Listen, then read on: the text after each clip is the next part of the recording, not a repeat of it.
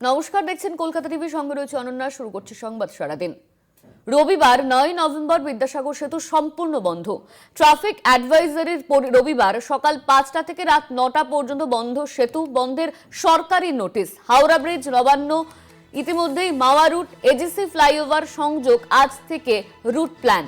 রবিবার 9 নভেম্বর থেকে বন্ধ থাকার কথা রয়েছে। রবিবার সকাল 5টা থেকে রাত 9টা পর্যন্ত বন্ধ থাকবে এই সেতু।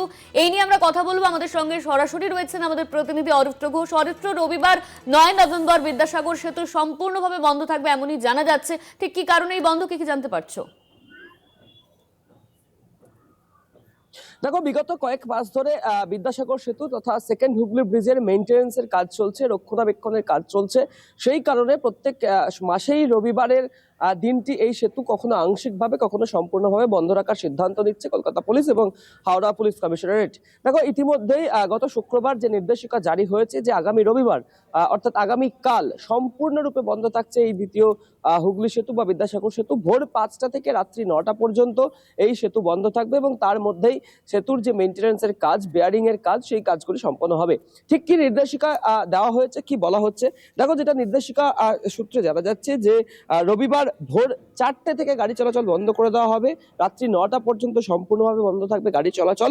এবং এই বিষয়ে যেটা জানানো হচ্ছে যে সেতুর কাজ শুরু হবে ভোর 4টে কিংবা 5টা থেকে, কিন্তু যেহেতু কাজ শুরু হওয়ার আগে বেশ কিছু প্রিকশনারি মেজারমেন্ট থাকে, সেই কারণে একটু আগেই বন্ধ করে দেওয়া হচ্ছে ব্রিজ। এবং কাজ শেষ হওয়ার পর সেতুকে সচল করতে আরো কিছুটা সময় নেবে। তাই অতিরিক্ত সময় হাতে নিয়েই ভোর 4টে থেকে রাত 9টা পর্যন্ত সেতুর যান চলাচল বন্ধ রাখার সিদ্ধান্ত নেওয়া হয়েছে। দেখো, এই যে সেতু বন্ধ থাকছে, সেই বন্ধ থাকার কারণে বিকল্প রুটের ব্যবস্থাও কিন্তু পুলিশ প্রশাসনের তরফ থেকে করা হচ্ছে। ঠিক কি বলা হচ্ছে যে এদিন দ্বিতীয় হুগলি সেতুর বদলে নিবেদিতা সেতু এবং হাওড়া ব্রিজ ব্যবহার করতে হবে। যারা ডানকুনি বা কোলাঘাট থেকে হাওড়া বা কলকাতার দিকে যাবেন তারা নিবেদিতা সেতু ব্যবহার করবেন। দ্বিতীয় হুগলি সেতুর বদলে সলপ, হাওড়া আমতা রোড, আন্দুল রোড এবং আলমপুর রোড দিয়ে প্রবেশ করতে হবে। এছাড়াও কোনা এক্সপ্রেস ওয়ে ব্যবহার করতে পারবেন কিছু অংশে। এছাড়াও যেটা বলা হচ্ছে যে যারা জাতীয় সড়ক বা পূর্ব মেদিনীপুরের দিকে যেতে চাইবেন তাদেরকে দ্বিতীয় হুগলি সেতু ও কোনা এক্সপ্রেসওয়ের পরিবর্তে Salap, Howrah Amta road, Andul road, Alampur road দিয়ে যেতে হবে। কোলাঘাট খড়গপুরের দিকে যেতে গেলেও হাওড়া আমতা রোড দিয়ে যেতে হবে। এছাড়াও দ্বিতীয় হুগলি সেতু ও কোনা এক্সপ্রেসওয়ের পরিবর্তে জিটি রোড ব্যবহার করতে পারবেন সাধারণ মানুষ। এবং দ্বিতীয় হুগলি সেতু বেশ কয়েকদিন আগেও কিন্তু বন্ধ করা হয়েছিল এবং সেই কারণ হিসেবে একাধিক বিকল্প রাস্তার কিন্তু কথা বলছে পুলিশ প্রশাসন। এবং সাধারণ মানুষের কাছে তাদের যেটা আর্জি যে বিকল্প রুটের ব্যবস্থা, হাতে সময় নিয়ে বাড়ি থেকে বেরোনো, এই বিষয়গুলি কিন্তু প্রশাসনের তরফ থেকে নির্দেশিকায় বলা হচ্ছে। আরো একটু বিষয় জানিয়ে রাখবো, যে সমস্ত গাড়িগুলি কলকাতার দিকে বা হাওড়ার দিকে আসতে চাইবেন তাদের জন্য হাওড়া ব্রিজ, নিবেদিতা সেতু বা পুরনো বালি ব্রিজ অর্থাৎ বিবেকানন্দ সেতু ধরতে হবে। যাত্রীবাহী গাড়ির ক্ষেত্রে এই নির্দেশ প্রযোজ্য।